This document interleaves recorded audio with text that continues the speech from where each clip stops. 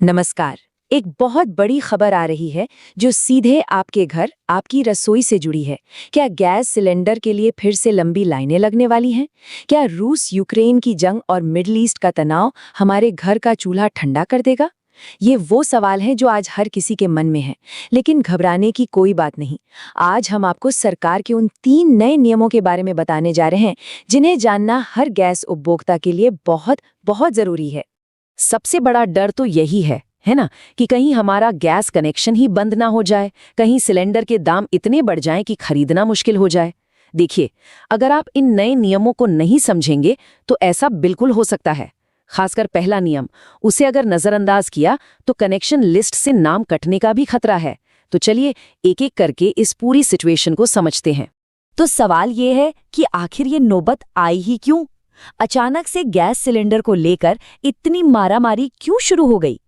इसके पीछे एक बहुत बड़ी ग्लोबल वजह है, जिसका असर सीधा हमारी रसोई पर पड़ रहा है। चलिए इस संकट की जड़ को पकड़ते हैं। जरा इस आंकड़े को देखिए। ये साफ साफ बताता है कि भारत अपनी जरूरत की 90% से भी ज्यादा एलपीजी गैस दूसरे देशों से खरीदता है, खासतौर पर मिडिल ईस्ट के देशों से। मतलब हमारी रसोई गैस के लिए हम काफी हद तक दूसरे देशों पर निर्भर हैं। और जब भी दुनिया में कई टेंशन बढ़ती है तो इसका सीधा असर हमारी गैस सप्लाई पर होता है। और इस वक्त तो टेंशन अपने पीक पर है। रूस यूक्रेन युद्ध और मिडल ईस्ट में जो हालात बने हुए हैं, उसकी वजह से जिस रास्ते से गैस के जहाज भारत आते हैं वो एक तरह का रेड जोन बन गया है। हमारे कई जहाज जैसे जगविक्रम और BW लॉयल्टी इसी वजह से वहां फंस गए थे। और इसी का नतीजा था कि पिछले कुछ दिनों में देश भर में गैस सिलेंडर की किल्लत महसूस की गई। और देखिए, ये तो सीधा सा नियम है। जब सप्लाई घटती है और डिमांड उतनी ही रहती है तो दाम तो बढ़ते ही है। सबने महसूस किया होगा कि हाल ही में घरेलू सिलेंडर लगभग 60 रुपए और कमर्शियल सिलेंडर तो 140 रुपए तक महंगा हो गया। ये सब उसी ग्लोबल टेंशन का सीधा असर है। लेकिन जहां मुश्किल है वहां उसका हल भी है। सरकार ने इस प्रॉब्लम से निपटने के लिए एक प्लान बी तैयार कर लिया है, ताकि किसी के भी घर में रसोई का चूल्हा ठंडा ना पड़े। तो चलिए देखते हैं कि इस प्लान बी में क्या खास है। सरकार ने फौरन एक्शन लेते हुए गैस के जहाज़ों के लिए नए और सुरक्षित रास्ते खोज निकाले हैं। और अच्छी खबर यह है कि नंदा देवी और शिवालिक जैसे LPG से भरे हुए जहाज सेफली इंडिया पहुंच भी चुके हैं। इसके साथ ही देश की रिफाइनरियों को भी प्रोडक्शन 25 से 30% तक बढ़ाने के ऑर्डर दिए गए हैं। मतलब सप्लाई अब धीरे धीरे नॉर्मल हो रही है। तो सप्लाई की चिंता तो कम हो रही है, लेकिन अब सिस्टम को और बेहतर बनाने और कालाबाजारी यानी ब्लैक मार्केटिंग को रोकने के लिए सरकार ने 3 बहुत ही जरूरी नए नियम लागू कर दिए हैं। इन नियमों को समझना हम सब के लिए अनिवार्य है, वरना सिलेंडर मिलने में काफी दिक्कत आ सकती है। सबसे पहला और सबसे जरूरी नियम, इसे ध्यान से सुनिए, EKYC। जी हाँ, अब हर गैस कनेक्शन होल्डर के लिए अपनी EKYC करवाना कंपल्सरी कर दिया गया है। अगर ये नहीं करवाया तो कनेक्शन बंद हो सकता है और सब्सिडी का फायदा तो बिल्कुल नहीं मिलेगा। ये एक बहुत ही सीरियस अपडेट है। तो सवाल उठता है कि ये EKYC करवाए कैसे? प्रोसेस बहुत सिंपल है। पहला स्टेप, ये पक्का कर लें कि आपके आधार कार्ड के साथ आपका वो मोबाइल नंबर जुड़ा है जो अभी चल रहा है, एक्टिव है। अगर नंबर बदल गया है या जुड़ा हुआ नहीं है तो तुरंत आधार सेंटर जाकर उसे अपडेट कराएं।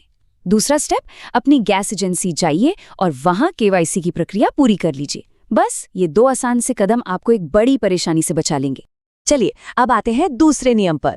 ये नियम आपकी सुरक्षा और सिलेंडर की ब्लैक मार्केटिंग रोकने के लिए बनाया गया है। और ये नियम बस इस एक लाइन में छिपा है, OTP सिर्फ सिलेंडर लेते समय ही दें, पहले कभी नहीं। इसका मतलब साफ है, जब डिलीवरी बॉय आपके दरवाजे पर सिलेंडर लेकर आए, ठीक उसी वक्त आपको उसे OTP बताना है। फोन पर या एडवांस में किसी को भी OTP बिल्कुल मत दीजिए। इससे यह पक्का होगा कि आपका सिलेंडर सही जगह पहुंचा है और उसे कोई ब्लैक मार्केट में ज्यादा दाम पर बेच नहीं रहा है। और तीसरा बड़ा नियम जुड़ा है सब्सिडी, और इस बात से कि 1 साल में कितने सिलेंडर मिलेंगे। सरकार ने इसमें कुछ बहुत जरूरी बदलाव किए हैं, जिनका सीधा असर हम सबकी जेब पर पड़ेगा। चलिए इन बदलावों को डिटेल में समझते हैं। सबसे पहले बात करते हैं सब्सिडी की। अब से गैस सिलेंडर पर सब्सिडी का फायदा सिर्फ और सिर्फ प्रधानमंत्री उज्ज्वला योजना के तहत आने वाले परिवारों को ही मिलेगा। और उनके लिए भी एक शर्त है कि उनकी EKYC पूरी होनी चाहिए। बाकी सभी उपभोक्ताओं के लिए सब्सिडी अब बंद कर दी गई है। अब ये भी देख लेते हैं कि कौन कितने सिलेंडर बुक कर सकता है।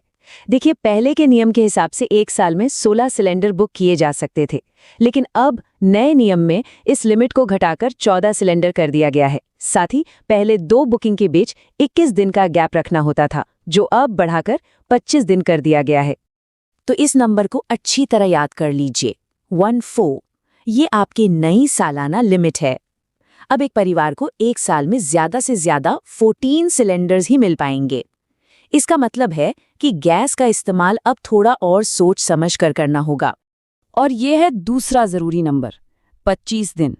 अब एक सिलेंडर बुक करने के बाद अगला सिलेंडर बुक करने के लिए कम से कम 25 दिन का इंतजार करना होगा। मतलब अब प्लानिंग थोड़ी एडवांस में करनी पड़ेगी। सिलेंडर के बिल्कुल खत्म होने का वेट ना करें, जैसे ही 25 दिन पूरे हों अगला सिलेंडर बुक कर दें। तो अब जब सारे नियम और बदलाव पता चल गए हैं, तो सवाल ये है कि आपको और हमें अब करना क्या है। हमने एक सिंपल सा एक्शन प्लान तैयार किया है ताकि सबको बिना किसी रुकावट के गैस सिलेंडर मिलता रहे। तो जो 4 बातें गांठ बांध लेनी है वो ये हैं। नंबर 1, अपने आधार में अपना चालू मोबाइल नंबर फौरन अपडेट कराएं।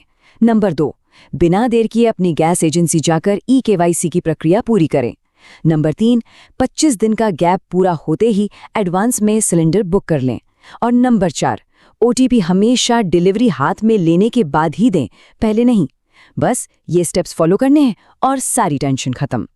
वैसे तो खबरें हैं कि सप्लाई सुधर रही है, लेकिन जमीनी हकीकत तो वही रहने वालों को पता होती है।